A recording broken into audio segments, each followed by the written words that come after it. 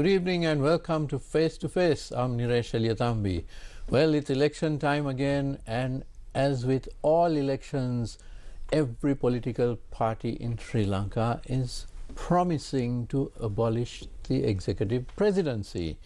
This is something we've heard for the last 30 years, ever since President Chandrika Bandaranaike Kumaratunga promised us that that would be done. But we've had so many elections, so many presidents, so many governments, and it never really got done. So to discuss this, we have with us this evening President's Council Saliya Pieris, former president of the Bar Association of Sri Lanka, and Kusum Wijetilleke, who is representing the SJB. Welcome to both of you gentlemen. Thank you. Saliya, let me start with you. Is the executive presidency the cause of all ills in this country? Is it actually so, or is it just a perception? Well, I would say that it is part of the problem. I don't say it is the entirety of the problem, but the executive presidency is part of the problem because you find power concentrated in one office. And we know that the saying goes that absolute power corrupts absolutely. And we have found that the executive presidency tends to corrupt. Not only tends to corrupt, it tends to, those who hold that office tend to be relatively dictatorial. And because the presidency is such that although it is supposed to be the what is called a hybrid constitution, the parliament also, president is supposed to be responsible to parliament. We know with the in the political party system, the president effectively controls parliament.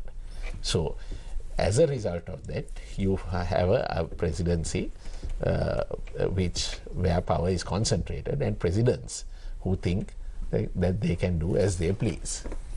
Can I ask you the same question? Yeah, Kusum? I think let me frame the answer in this way. I think abolishing the executive presidency, though necessary, is hardly going to be a panacea for the problems that we have.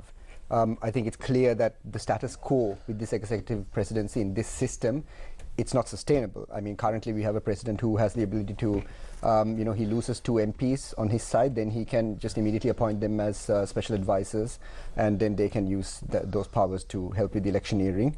He can appoint a number of other places to high office. He has a lot of control over the legislature for some reason. He can waltz in and out of parliament, make his national addresses, national speeches. He is also, let's remember, it's not just the executive presidency. He is also the finance minister. He's also the defense minister. His chief of staff is also a national security advisor, someone who doesn't have the experience, the requisite experience for that position. I think the chief of staff's brother was appointed as the chairman of the Bank of Ceylon, which is also a governance issue, considering that the president himself is the finance minister and the Bank of Ceylon falls under the finance ministry. So these are all huge issues. The IMF governance diagnostic report itself states very clearly that it's a huge exposure in terms of governance to have the president holding the portfolio of the Minister of Finance. In fact, that was the case when the report was published, and now several months since the report's publication, that is still the case. So I think it's up to the public to really send a message at the next elections. The SJB has been very clear, even from before the Aragale, that the executive presidency in its current form is not sustainable. It's not good for governance, and it's not good for the administrative discipline that we need in this country. Kusum, do you feel that there is broad support among the public for actually abolishing the executive presidency? That's a good question, Niresh. I think there's certainly broad consensus in the public that the status quo is untenable, that this current type of concentration of power that you have in the executive office, that it's not a good thing for governance. And we've seen it, right, what happened under Gotabaya Rajapaksa. We can argue whether it would have been different if he was prime minister, but the fact is that under his executive presidency, because of the power of the office, it creates an incentive for other members of the legislature, people in the executive, to just bow their heads and become yes men. Right? That's the problem. The problem is not that there's a powerful office. The problem is that everyone has a certain subservience then to that office. So they become unindependent actors. So they're not independent. They don't act according to what they think. They act according to what the executive thinks they should act, and that's probably where our country went wrong.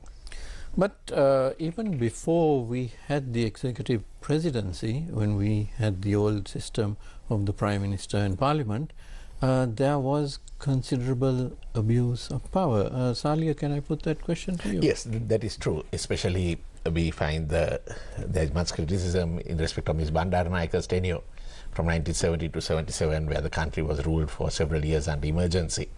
And there was much criticism. That again, one reason is because the government of the United Front government had a 2/3 majority in parliament. But on the whole, the executive president is less accountable, because although there is a clause which says that he is accountable to parliament, responsible to parliament, there is no way of enforcing that responsibility, because the only way you can get the president out of office is by impeachment, and the impeachment option is virtually unworkable.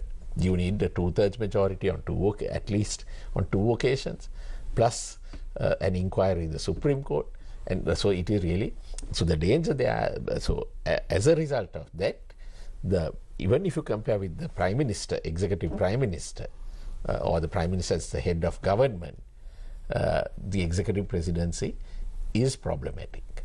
But Kusum, now when you look at Sri Lanka's current issues, which were greatly exacerbated under the Gotabaya Rajapaksa presidency, do you feel it would have been much different if it were Prime Minister Gotabaya Rajapaksa rather than President Gotabaya Rajapaksa? I think there would have certainly been a few more checks and balances, Niresh, but I think when you look at the record of the SLPP in government and its MPs and its cabinet, I think if you had the same roll call of MPs and that same cabinet with the Prime Minister Gotabaya Rajapaksa, I don't think the results would have been that different. Remember that the manifesto, Gotabaya Rajapaksa's manifesto, was circulating in the public sphere for a year before he contested, right? These tax cuts, these agricultural policies, some of his statism that was in that manifesto, that was out there. And still nobody, whether it was a president or a prime minister's manifesto, if he went in with that kind of a 2/3 majority in parliament, there's nothing to stop him from bringing out and implementing his policies. So there's a much deeper question, right? It's a question about whether the people and the voters in Sri Lanka understand the dynamics at play in our economy.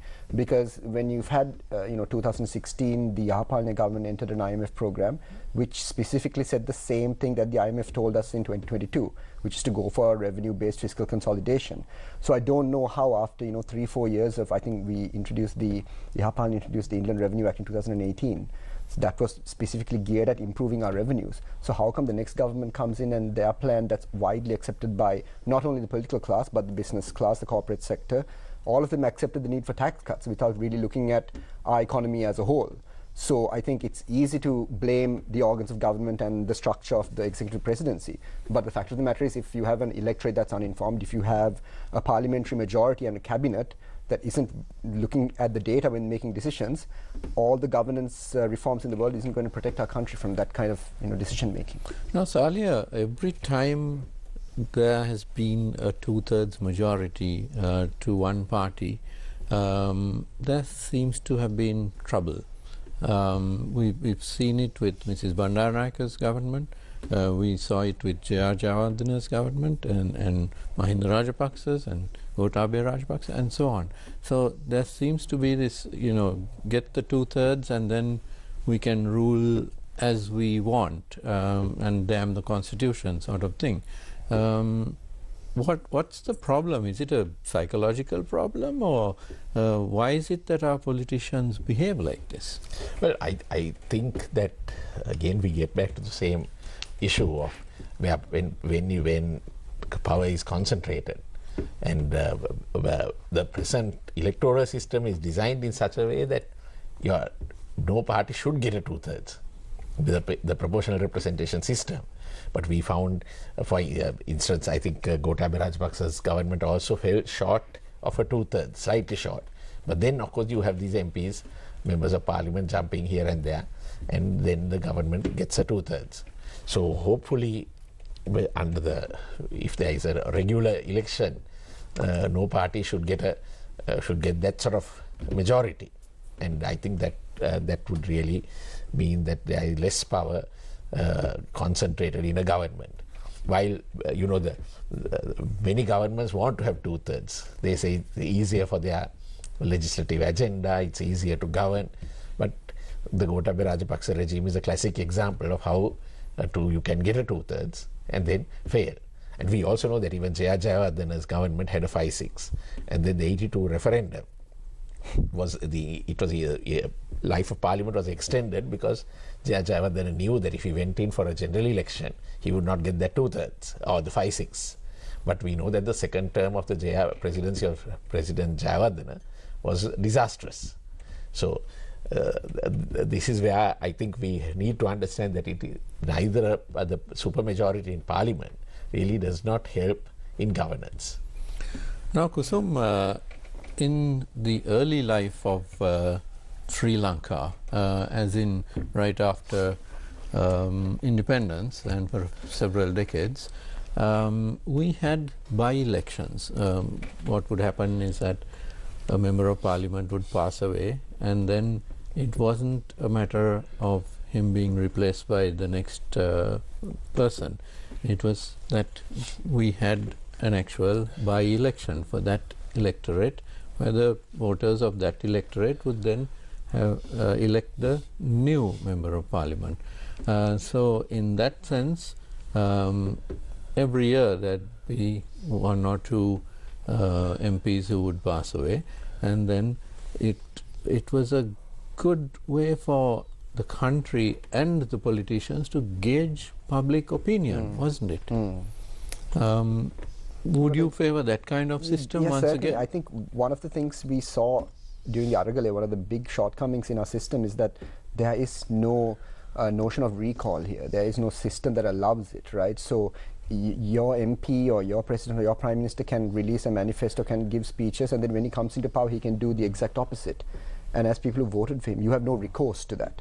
You just have to say, well, he's in power now and he can do what he wants.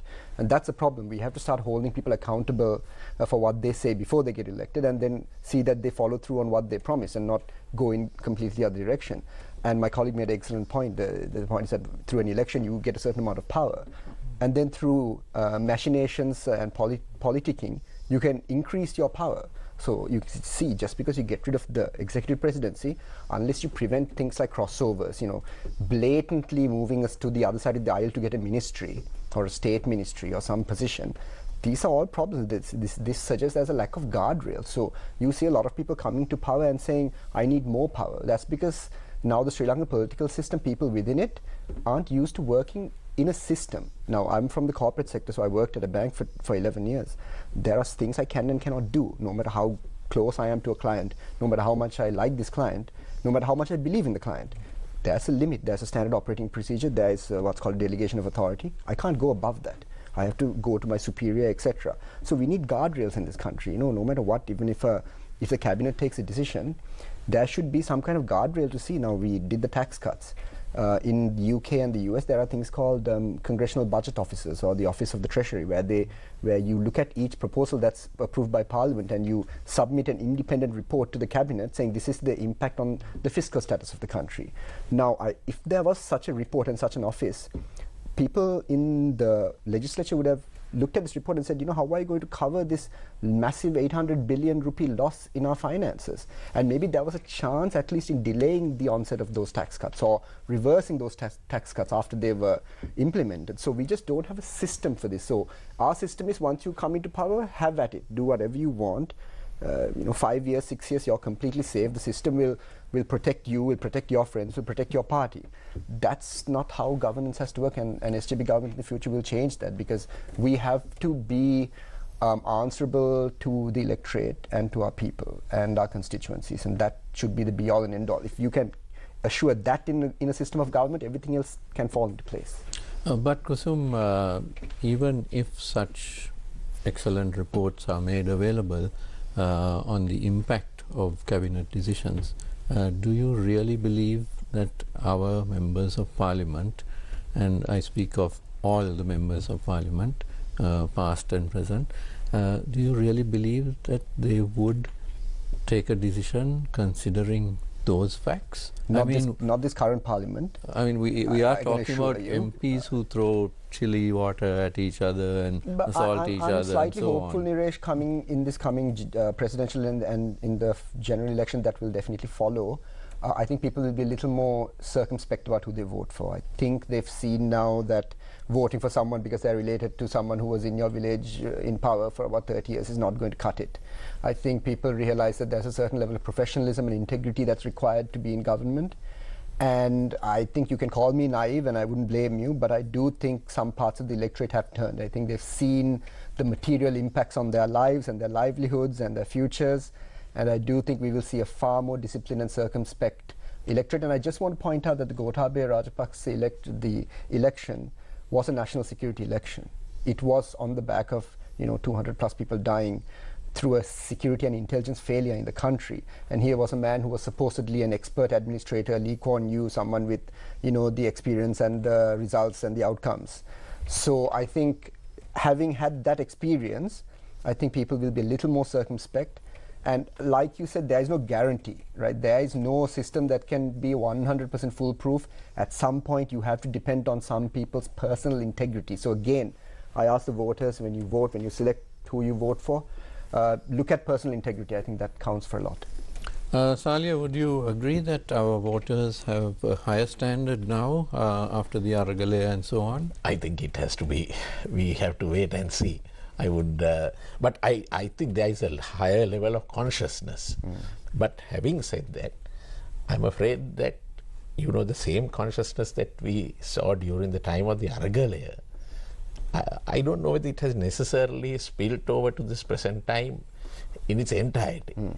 Because I say that because when you see some people, even professionals, who tolerate or who don't feel offended by the executive attacking the judiciary. Right? I must say we have over the last 2 years series of incidents where the executive president did not comply with judicial orders. When the judiciary gave certain decisions, they have been openly defiant and attempting to intimidate the judges. But despite that, you find certain professionals, even members of the legal profession, who are willing to turn a blind eye to that sort of attack on the independence of the judiciary. And these are the same people who sometimes earlier would speak out against that. But for some reason, probably for political reasons, maybe even for personal reasons, they don't want to criticize the executive president. This is not a general statement. I'm talking of specific people who don't want to, who feel nothing wrong or who don't want to talk about it. So this is why. So if even the corporate sector, I have a huge criticism on the corporate sector, that the corporate sector, which was so vociferous during the Aragalaya, suddenly they woke up during the Aragalaya, started issuing statements, so on. Again, they are quite tame. And now you have this visa issue. What are the corporate sector? We know that the certain associations have taken it up, but the main bodies, what have they done? Are they speaking out against it? Are they speaking about how the court orders are being violated? And so this is why if professionals are not vigilant, I'm afraid, can we expect the average voter to be so civic conscious? But will the voter actually have such a wide choice as we expect? Because now there are 225 members of parliament, and I have yet to hear a single party saying that they will not nominate any of these 225. All 225 names are going to be on the ballot paper, plus of course a whole bunch of new names would also be there. So the very fact that parties have not said that yes, we have looked at ourselves and we are going to out with the old, in with the new sort of thing within the party, that sort of limits the choice for the voter, doesn't it, Kusum? Yeah, I think the nominations process of our political parties is something that needs to be looked at. I'm not saying the SJB is exempt from that either. I think there are certain decisions anyone can query and say that why was this person appointed over this person, etc. That's fair. But I think in terms of political parties and generally the nominations, there's another link to it, right? The other aspect is campaign finance. So the money in politics actually decides a lot of things, including, you know, who becomes a minister, who becomes an MP. So this is a big challenge, right? So we've already mentioned the executive presidency is one, governance systems is another, and campaign finance reform. These are all these pillars that we have to start building our governance around. And if you don't fix finance reform, I mean, think about the spectre that we have. A member of parliament who is one of the richest people in the country, right? Mr. Dhammika Pereira. He's also a person who was on stage during the financial collapse on some sort of program where he said his group, you know, whatever the economic circumstances, will make a profit, right? So these are very, you know, broad claims that you make in a free market, apparently, that you have built a group that cannot make a loss. That doesn't sound like a free market to me, personally speaking. So I think this, what my colleague mentioned also, corporate capture is an important part, because we look at corruption and we talk about it being this MP or a secretary making something, but for a bribe to be accepted, the bribe also has to be given. And the corporate sector, you know, there are certain industrial sectors in Sri Lanka that are rife with corruption, that we know that they don't function if you don't have this quid pro quo sort of arrangement with government. So this public-private partnerships is where there can be a lot of corruption. The corporate sector has to come in on that as well. But all of this is down to building these governance pillars. So if you build a strong foundation with rules, you can at least hope for some kind of a better outcome. Because right now, expecting just the person at the top to be the arbiter of everything and to be perfectly fair and to be judicious, that's not going to work. You have to put systems in place that incentivize proper behavior. Now let's talk about some of these systems. The main system in a democracy is that there's the executive, there's the legislature and the judiciary. But Saliya, in Sri Lanka, the executive for decades has ruled the legislature. It's his party which controls. So that just basically means the three pillars become two pillars. It's just the judiciary which is there to place some checks and balances on both the executive and the legislature, isn't it? That is so, because especially since the cabinet of ministers sit in parliament, you, of course, this is styled on the even in Britain, even in the United Kingdom, members of parliament are ministers. So as a result of that, you find overlap between the executive and the legislature. So that is where it is very important to keep the judiciary separate and to safeguard the independence of the judiciary, so that there can be, and that you have a vibrant judiciary which acts as a check on when the executive overreaches. So what about now, when you weaken the legislature like that, aren't you also laying open the judiciary to further attacks? As you mentioned earlier, that the executive had actually overreached and attacked the judiciary. So actually, so we found in the last 2 years, there have been times when members of parliament have raised matters of privilege and saying that certain judicial orders are contrary to parliamentary privilege. And sometimes members have raised it and just left it hanging in the air. So, and that is a way of intimidating the judiciary. And recently we found the executive president, the present president, he said, do not interfere with at a public meeting, he made the statement, do not interfere with the executive powers of parliament. Now the parliament does not have executive power, parliament has legislative power. But he was bold enough to make that statement, saying, I am telling the judiciary, do not interfere with the executive powers of parliament. So executive power, who exercises executive power, not parliament himself. So that is a very bad message which you send not only to the judiciary but to the general public, to say that court orders can be disobeyed and not complied with. And we know even in the IGP's the cases relating to the appointment of the IGP, when interim orders were given, there was an attempt to create a standoff. So this is where we really do need to be, and especially members of the legal profession, need to be aware of this and the dangers of interfering, of the executive interfering with judicial power. And I think because I have Mr. Pieris here, I don't have to talk too much about the AES Department, right? The AES Department also has been acting in a manner that, you know, I don't want to talk about it too much because he's here, but the fact is the AG has to behave in a certain manner. It cannot be the president's private, you know, legal office or something like that, which I know I don't want to discredit the AGs, you know, because these are important officers, but this is also a fact. And you also talked about the IGP appointment. Now, what happened with the IGP appointment? There was an issue with the Constitutional Council. There's an issue with even if there was an actual quorum in the Constitutional Council when they gave the decision regarding the, what was it, the abstentions on that, right? So that was one. Then the central bank. Now, the central bank is another thing. Niresh, you know, I have appeared on this program long before I was a member of the SJB, and I was just a political commentator. Now, as a commentator, there are certain things, there are certain lines that you have to be careful with, and the central bank is one of them. The central bank is something that you be very careful. The central bank governor, you shouldn't put political pressure on the central bank governor, so I generally don't comment on the central bank. But I made the comment about Mr. Sagar Ratnayaka and the appointment of his brother as the chairman of Bank of Ceylon.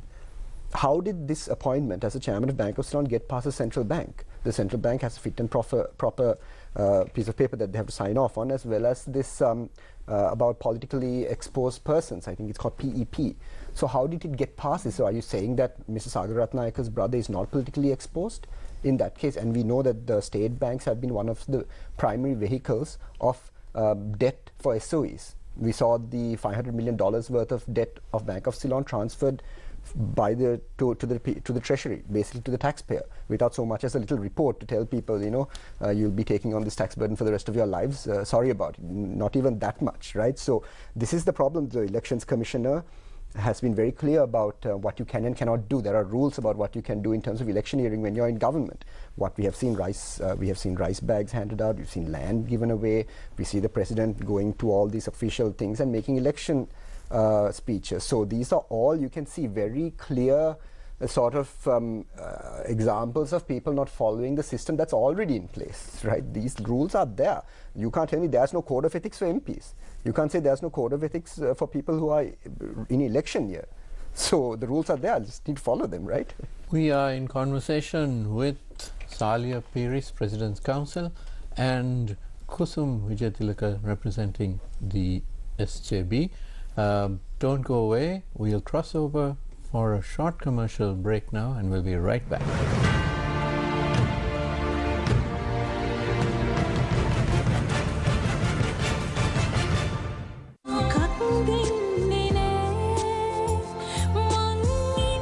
ජනප්‍රිය ගායන ශිල්පී ප්‍රවීන් සුරංගගේ නවතම ගීතය Spotify, Apple Music, YouTube ඇතුළු ඔබගේ ප්‍රියතම සංගීත සේවාවන් හරහා රස විඳින්න.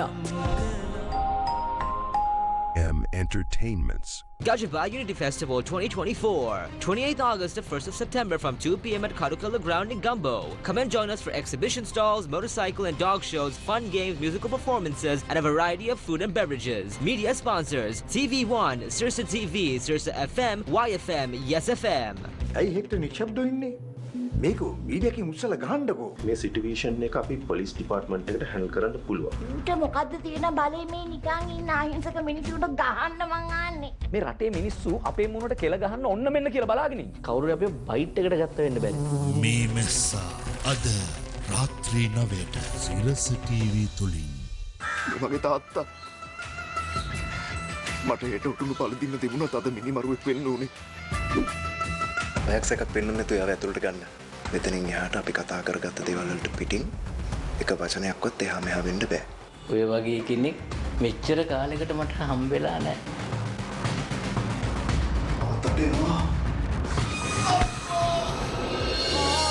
කියා දෙන්න ආදරේ තරම් අද රාත්‍රී 8:30ට සිරස ටෙලිතිරයෙන්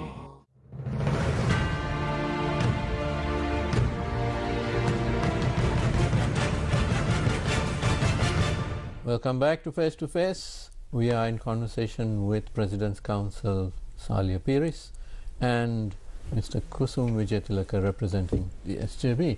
Now, Saliya, Kusum mentioned before the break about the election goodies that are handed out by many candidates and their supporters to quite plainly, overtly try to sway the voters and create more votes for themselves. And it doesn't matter how many times the Elections Commission and voting election observers point this out in great detail, and warnings are issued by the Commission and so on, but it continues on and on and on, and very little seems to be done to penalize such candidates.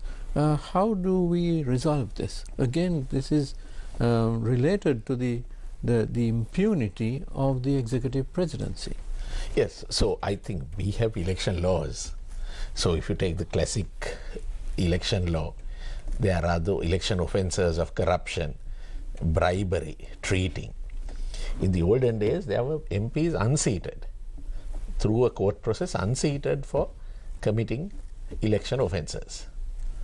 But then post 1977, there are very few election petitions, especially post 82 or 88, there were very few election petitions. I think we need to strengthen these election laws. So we are even now talking of campaign financing. I really do not know the level of enforcement. Now you find the members recently, all the candidates declared their assets. We found that some candidates, you wonder how they live when you look at their salaries. So I think what has happened is even this feeling of asset declarations have become just for the record. So I think we need to strengthen these, and for that the Elections Commission has to be strengthened. But we must also encourage the citizenry to consider looking at ways of going into court also and challenging some of these things. So I think election petitions is one thing. Not many people know. A few years ago, the member of Pradesh Sabha, if I remember right, or an urban council in Monaragala was unseated by the High Court on an election petition because he had distributed some water connections or something to that effect in that area, and it was found to be tied to the elections. So maybe we should look at how the candidates can be dealt with in respect of election offences which are committed. Unfortunately, we don't have a vibrant investigation mechanism. We don't have our police doing that job. So this is where we come back to the importance of independent police force, strong and independent elections commission. Those are things which are important. But going by what you said about the MP from Monaragala, a member of a local authority. It doesn't matter if it's a local authority member or the president himself. It's the same election laws. So are we likely to see some challenges post-election? Well, the problem with post-election challenges are I think the only presidential election petitions which are filed both did not succeed. And I think it's a very tall order unless you have very specific information, it would be proving an election petition would be tough.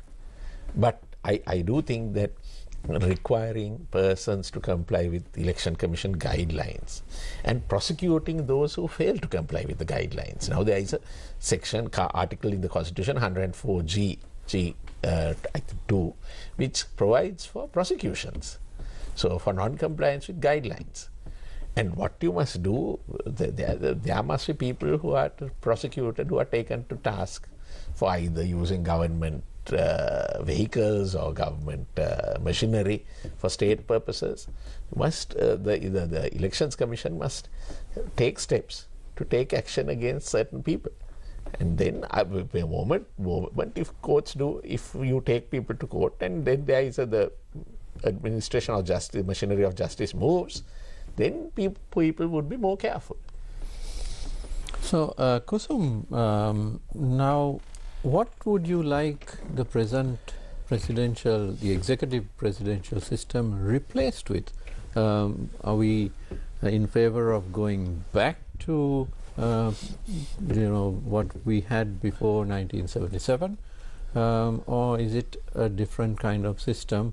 And have political parties actually considered this? I mean, everyone says let's abolish it, but abolish it and then do what? What do we replace it with? Yes, it's a great question. It's a bit like the Brexit referendum in the UK, right? So their question was leave or remain. So after it came leave, then they had all these other slogans. Brexit means Brexit, hard Brexit, soft Brexit. So then all these other questions came in. So even with there'll have to be a referendum, I assume, if we abolish the executive presidency. So then the question is, what replaces it? So there's two things. There's a head of government and there's a head of state. So the president is meant to be the head of state. Now in Sri Lanka, the problem is he's the head of state, he's the head of the armed forces, he can come to parliament, he's the minister of finance also. So completely untenable, right? Can we have a presidency that is directly elected by the people but has absolutely no power over the legislature, but is a ceremonial head of state? That's something that could be possible. One of the things that I think the national wing of Sri Lankan politics always favors the presidency is because it's a directly elected position, right? It's a direct piece of democracy, unlike a parliamentary system where it's less direct. You don't necessarily get to vote for your prime minister. So that's one aspect. The other aspect is that Sri Lanka is a country that is coming out of a 30 to 40 year period where we had, insurrections, direct threats to our territorial integrity. And I think we shouldn't ignore that part of our population sees the presidency as sort of a guardrail against that kind of foreign influence, or it's important to have someone that we elect ourselves so we can trust him, because there is a trust deficit in our community as well, right? So in that case, is it wise for us to take away a directly elected position and give it to, say, Parliament? So Parliament elects the president. Is that something that would be acceptable? So these are questions that should be put to the public. And I think when we form a referendum, we have to be very clear on what we are having a referendum on. And I think it's not up to me or up to the SJB or up to Mr. Sajid Premadas. It should be something that has a common consensus and comes after deliberation with the public and all the stakeholders. So that's the only way to go about it. Now, Saliya, could you explain the process to us? If the party which wins the presidency and possibly the same party wins the general election, or we have a president from one party and a parliament dominated by the other, or a hung parliament, there are so many possibilities. But if there is a general consensus that the executive presidency has to go, what would be the process that has to be followed? Well, there are, I think, two possibilities. One is to replace the constitution in its entirety, and you replace it with a new constitution with, you look at holistically, maybe without the executive presidency. Now that's happened several times before. So if you're going in for a new constitution, then the government of the day would have to present a new constitution to abolish the existing constitution and present a new constitution. And if you are going to touch on those particular clauses, especially if you're going to take away the executive presidency, that constitution will have to be passed by a referendum. 2/3 in parliament plus a referendum, because repealing and replacing a constitution would require 2/3, but if it affects those what we call the entrenched clauses, it would require a referendum. So that would be one way. The other way would be, without touching the entirety of the constitution, tackle the particular chapter on the executive presidency. But there the problem is the problem is not only with the executive presidency, it also is with parliament. So if you have there are many people who feel that because of the PR system that you might not have a strong parliament, that you need to have the executive presidency. So there are those who take that view that you have to have changed both the electoral system as well as the executive presidency. But the easier way would be to repeal and replace the chapter on the executive and have a parliamentary system of government, and it is clear that from the Supreme Court determination in respect of the latest the 21st Amendment, that you would need a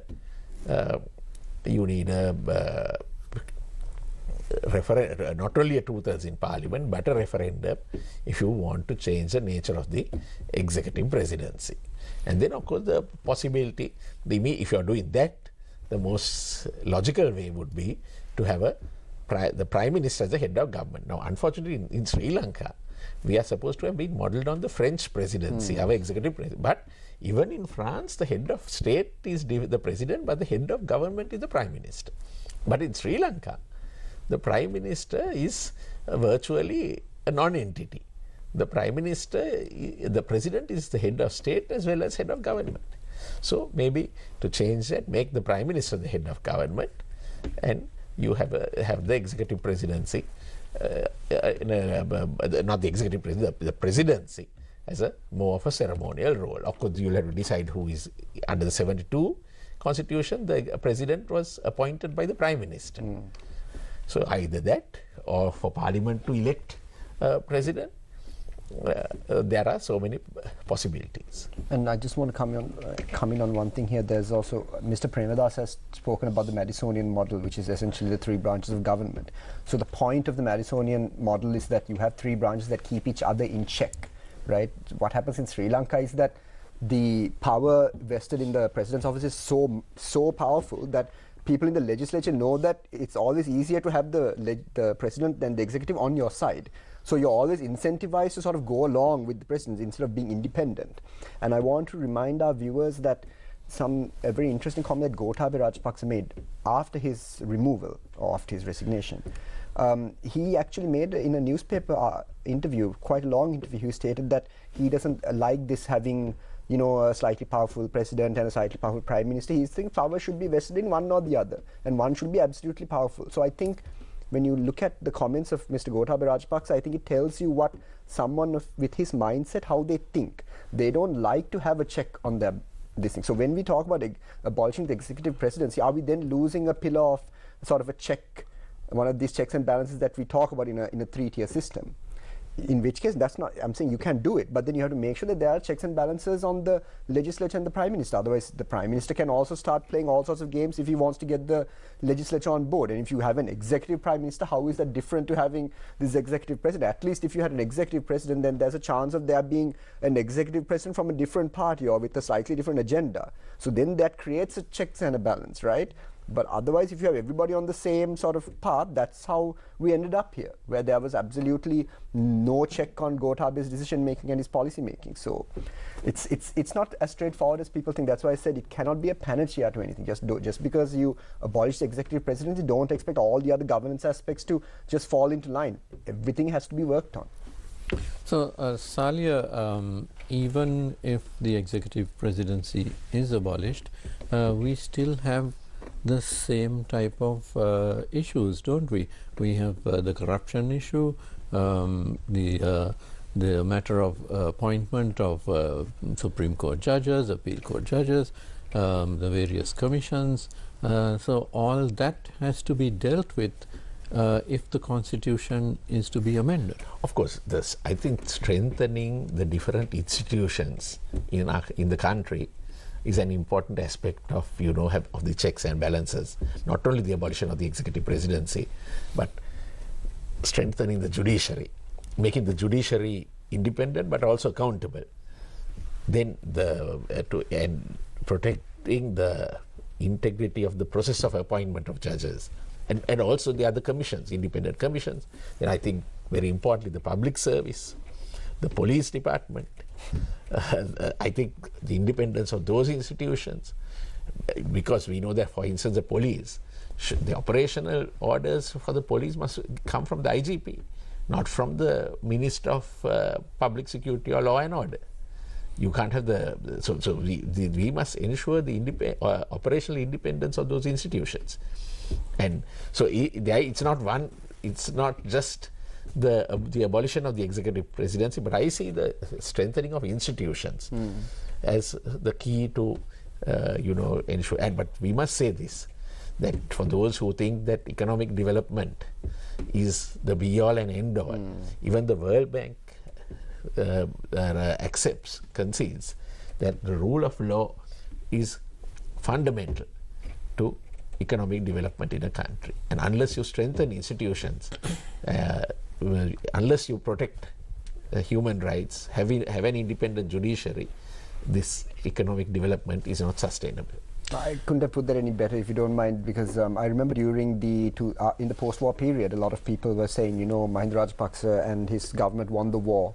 Let's give them this chance to develop the economy, etc. Even though we were saying there's blatant corruption, lack of institutions, lack of governance. We were all saying this, okay? But what people said at the time was, no, but now we have to first develop. The priority has to be development. You know, we shouldn't look at corruption now.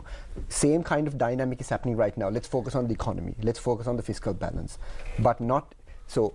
This is the cunning thing that this government has managed to do, right? Our economy didn't fail only because of our structural economic weaknesses. There are a number of countries I can name with the exact same twin deficits and the weak exports and the large fiscal deficit. A lot of countries have it. But why did our country crash so spectacularly? It's because of a management deficit and a governance deficit, right? Because we had, when we crashed, we had something like the top 5 highest inflation in the world. We had the highest currency depreciation, top 3 highest in the world. It's not in the region, it's not Southeast Asia. So our crash, it's not my opinion, by the data, it was a spectacular crash. That is not because of structural economic weaknesses that every country from Bangladesh to Pakistan to Burundi to Botswana has. It's because our management systems failed. It's because there was no check and a balance on. You can clearly see it doesn't, you don't have to be an economist, an accountant, a lawyer. When you cut taxes and you lose 800 billion rupees and you have no plan to make up that lost revenue, remember there's 2 types of tax cuts.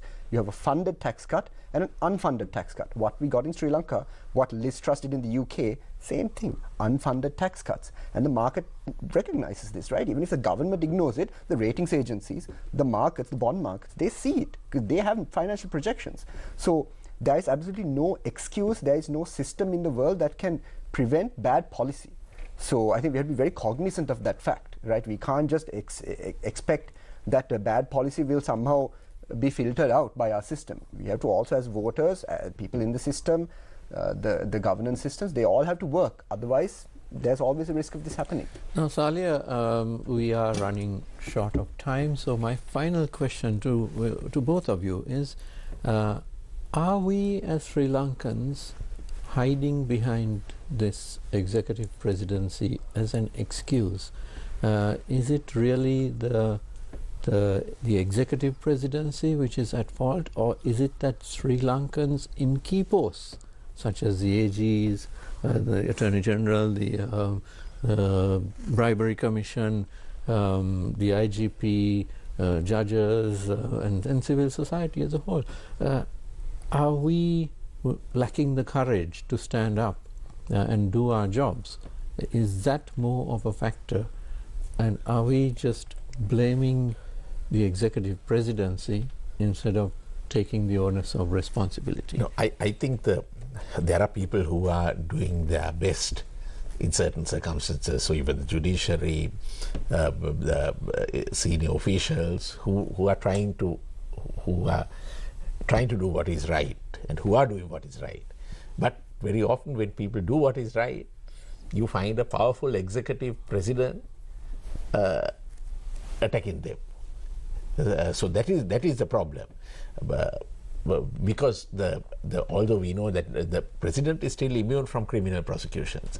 So if the president insults, if an ordinary man insults the judiciary, he can be hauled up for contempt of court. But if the president insults the judiciary, there is nothing you can do, of course, until his term is over. So this is the issue. So the executive presidency is one of the problems in Sri Lanka's governance. Yeah, Kusum, the same question to you. I would urge the audience to just understand that there's no silver bullet, right?